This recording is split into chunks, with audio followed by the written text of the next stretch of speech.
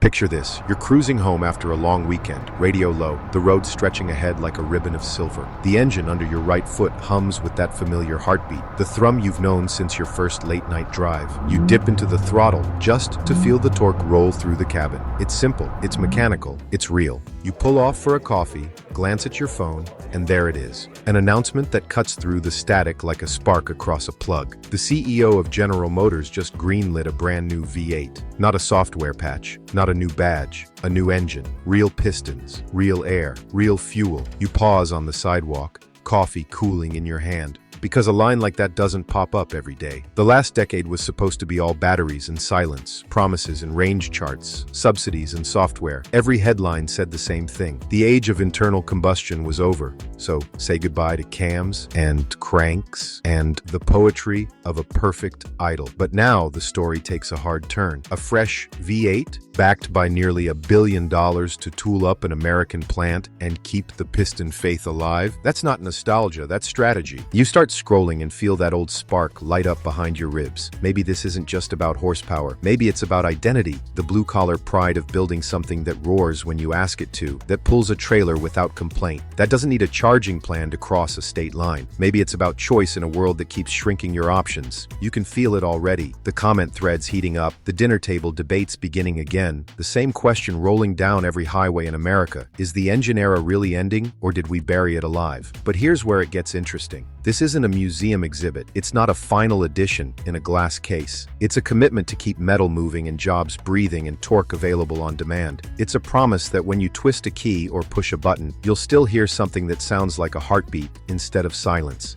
And if that sounds dramatic, good, because this decision is dramatic. It's a shot across the bow of inevitability. And it gets even better, because once you step behind the headline, you'll find people, workers, engineers, dealers, and drivers whose lives bend around this decision. A factory that refused to go dark. A community that thought it was being phased out. A workforce that kept the lights on through recessions and recalls and yet still shows up before dawn because engines are not just parts, they're pride. Stick with me, because in the next few minutes, you're going to see why a new V8 in 2027 isn't just a product, it's a plot twist. Think about what it takes to point a corporation the size of GM at a brand new engine. Not a facelift, not a tune, a from-the-ground-up power plant. You don't spend nearly $900 million on tooling, machining cells, casting lines, and endurance labs unless you expect the world to keep wanting what that engine can do. You don't lock in that much capital unless you believe the heartbeat still matters. This isn't a spreadsheet stunt. It's a lifeline woven through a plant that has stamped out power for generations. Imagine standing inside a cathedral of metal, rows of mills chattering in rhythm, the smell of cutting fluid and hot aluminum in the air, torque wrenches clicking in a cadence that feels like a song. Tonawanda, New York. A name that lives in the block stamps of engines that powered everything from muscle cars to pickups to police sedans. A place where people clock in before sunrise because they make things that move other people's lives. You can shrug at an investment figure on a press release, but step onto that floor and you'll understand. New V8 means new tooling, new fixtures, new training cycles. It means apprentices shadowing master machinists, learning the craft so the craft survives them. It means steady paychecks in neighborhoods where every paycheck feeds 2 or 3 more small businesses. It means a diner that stays open late because third shift wants pie at 3 in the morning. It means a warehouse orders more raw stock because the line wants to run and run and run. But that's only half the story, because a bet this big says something about demand. Trucks tow, SUVs haul, construction fleets grind through heat and winters that bite. Ranchers and contractors and the people who keep the lights on don't live inside spec sheets. They live on schedules. They want a powertrain that answers today, not after a software update. If you're going to do that, you build an engine that doesn't flinch when the day gets long. So why roll the dice now? Because the inevitable future showed up with caveats. Because the infrastructure map still has blank spaces. Because customers who pay cash for capability can smell a compromise a mile away. And because while some buyers chose silence, a lot of buyers never asked for it in the first place. Here's the twist. A new V8 isn't an apology for the past. It's an insurance policy on the future. future. When the road asks for torque, you answer in real time. On paper, you could argue that a new internal combustion engine in the age of electrification is a step backward. On paper, you could mock it as stubborn or sentimental, a last hurrah for the gearheads. But paper doesn't climb hills in January with a trailer on the hitch. Paper doesn't measure confidence when you're 2 states from home, and the only plan you need is a 5-minute stop and a full tank. There's a reason a CFO signs off on a move like this. The calculus is simple and brutal. You don't abandon a profitable powertrain architecture until the replacement is not just popular, it's inevitable. Right now,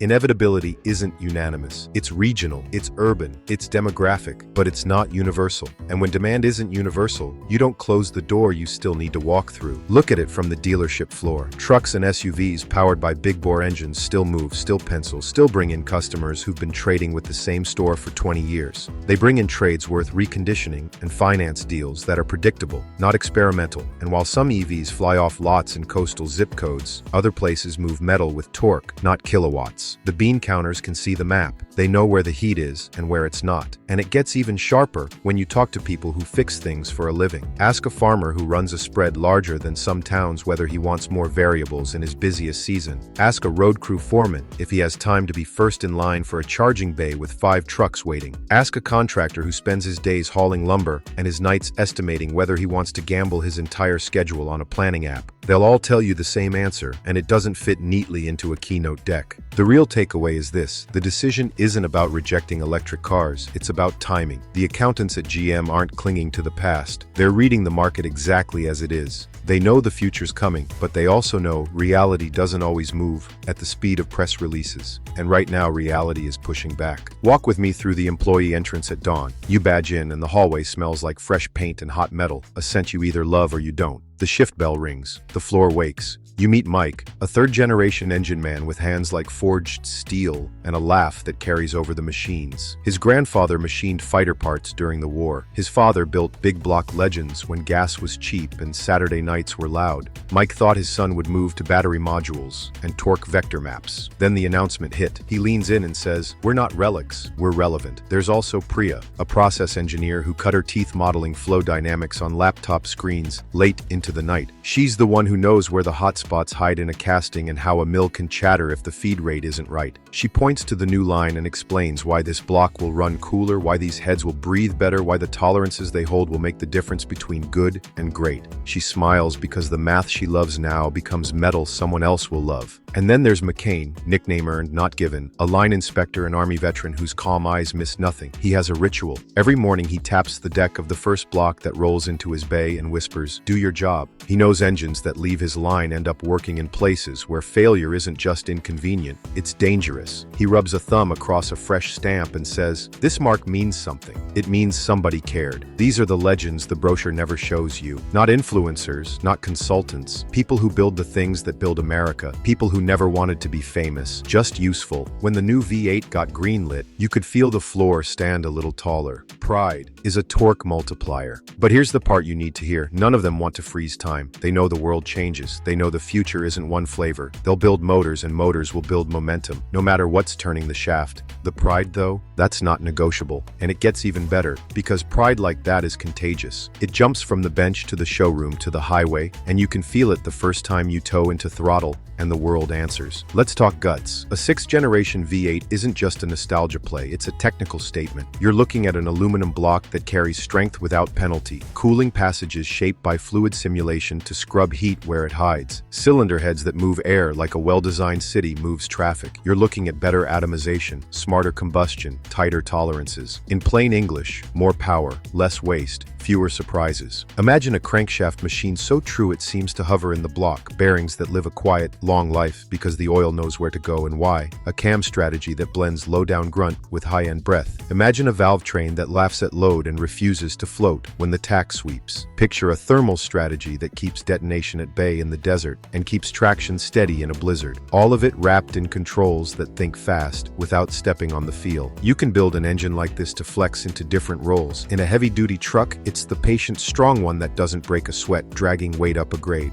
In a performance SUV, it's the quick quick-witted brawler that shoves you back in the seat and never apologizes about it. In a full-size sedan, if they ever give us another, it would be Grace with a grin. The modularity is the magic. And if you're wondering about efficiency, welcome to the paradox. Smarter combustion isn't a myth. You can sharpen spark, shape mixture motion, and squeeze more work from every drop. You can coast on a whisper and pounce like a cat when the opening appears. You can build an engine that knows when to be invisible and when to be unforgettable. Here's the twist that makes engineers grin. You can also future-proof the architecture. Maybe the fuels change, maybe the ratios change, maybe the targets move. When you start with a foundation that's rigid and clever and honest, you can adapt the house that stands on it. And the part that keeps enthusiasts smiling, the soundtrack will still be there. Maybe it's quieter when it needs to be. Maybe it behaves like a diplomat around town. But on a clear on-ramp at sunrise, with a little room and a light foot, it will still say the one thing an engine must say: I am alive.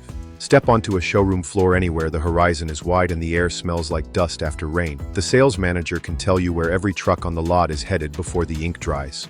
Rancher in a half-ton, road crew in a 3/4, family with 3 kids, dog, and a boat in a full-size SUV. These aren't mood purchases. They're tools wrapped in comfort, and tools have to work when the job calls. That's why a decision like this lands with a thud you can feel through your boots. Tom runs a store outside Amarillo, 3rd generation like Mike on the line, but his world is invoices and weather forecasts and radio spots that run before dawn when the ranchers are already up.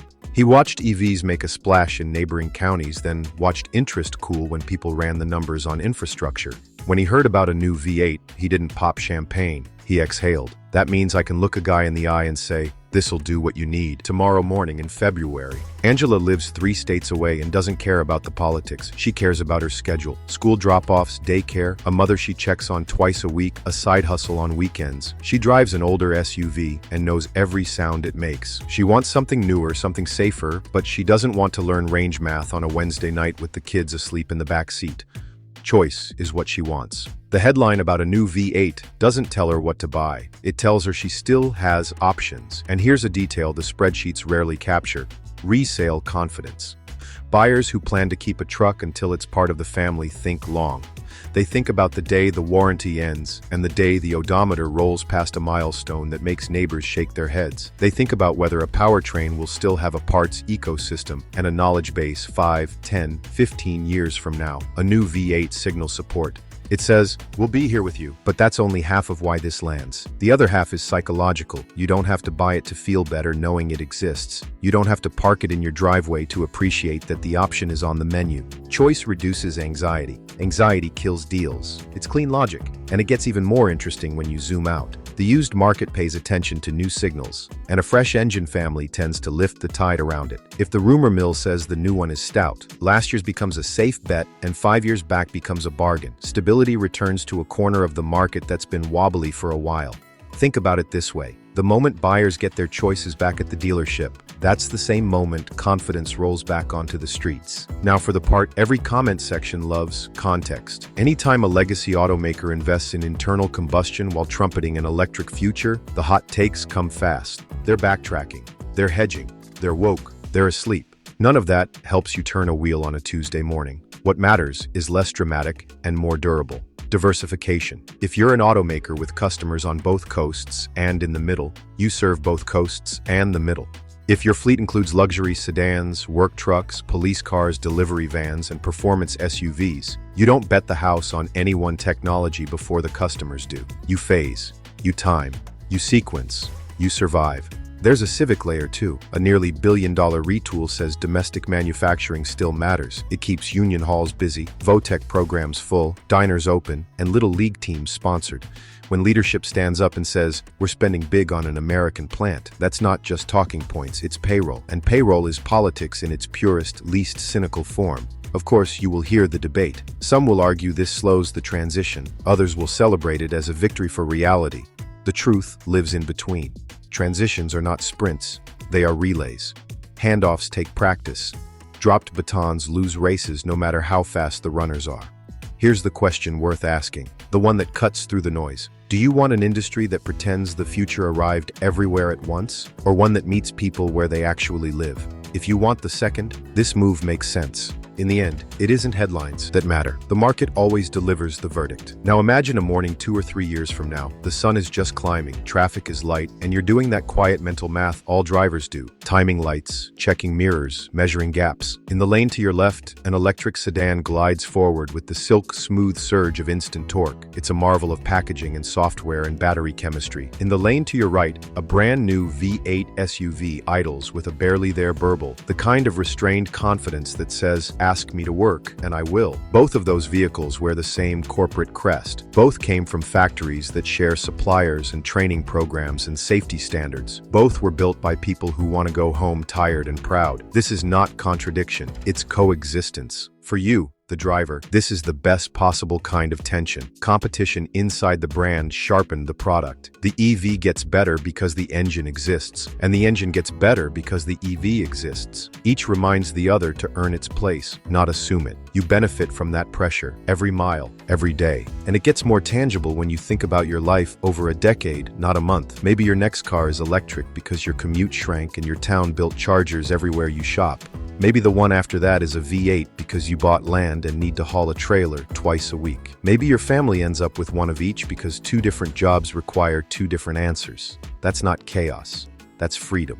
The real question in every showroom is simple. Which one actually works on your street, your commute, your job site? It's not about ideology, it's about what's practical. And that practicality is what keeps any revolution alive. The real question in every showroom is simple. Which one actually works on your street, your commute, your job site? It's not about ideology, it's about what's practical. And that practicality is what keeps any revolution alive. This is where you come in, because announcements like this don't live or die on a stage, they live or die in driveways. If you've ever towed at altitude and felt a motor pull like a friend, if you've ever packed a full family into a cabin and crossed 2 states in a day without stopping, if you've ever rolled off a job site with a bed full of gear and a clock that didn't care about your feelings, you know why an engine matters. Drop your story, not the one you think the algorithm wants, the one you tell your friends at a tailgate when the music turns down, the night your truck dragged somebody out of a snowbank and you learned what torque means. The Saturday you taught a teenager how to listen to an idle and hear whether a motor is happy. The road trip that went from chore to memory because the machine under you felt alive. And if your story lives on the quiet side, if you daily drive an EV that's changed your budget and your routine for the better, share that too. Because the future isn't a fight, it's a conversation. The comment section is where we run the test miles we can't run in one video. Here's the impact most people overlook. Your voice doesn't just add noise, it builds pressure. And that pressure shapes decisions. Plants win new programs, dealers fight for the right mix, engineers push for features that matter. The more real you are here, the more real the next product can be out there. So here we are, back on that highway with the late afternoon sun dropping low and the kind of light that makes everything look a little more honest. You know the feeling. The day has a few miles left, and so do you. Somewhere inside an American plant, a new line is taking shape. Fixtures squared, robots taught, gauges calibrated. People are learning the cadence of a program that will define the next chapter of their working lives. Somewhere in a proving ground, a prototype spins a dyno, its exhaust barely louder than the fans, its numbers climbing, its engineers nodding when the curve hits the target. Somewhere in your future, there is a choice, silent surge or quiet rumble, and nobody's going to make it for you. If this hit you in the chest, even a little, do the things that tell the platform to keep this conversation alive. Tap like so it reaches the people in your circle who forgot engines could still surprise them. Hit subscribe so we can keep pulling the curtain back on the decisions that shape what sits in your driveway 5 years from now. Ring the bell so you don't miss the deep dives, teardown tours, dyno sessions, and the kind of dealer floor intel you can't buy. And drop your take below, raw and real. Are you relieved to see a new V8 on the horizon? Are you skeptical? Do you want both options in the same showroom so the test drive can decide? Tell me what you tow, what you haul, how you live. Tell me where the road you drive every week rewards silence and where it rewards a heartbeat. Because here's the truth, and it's the only way to end this. A brand new engine isn't just a product, it's a promise. A promise that the people who build your machines still believe in machines that feel alive. A promise that choice matters more than trends. A promise that when the morning is cold and the day is long and the job is bigger than you thought, you can turn a key, hear an answer, and know you're not alone. Stay tuned. The next chapter is already idling.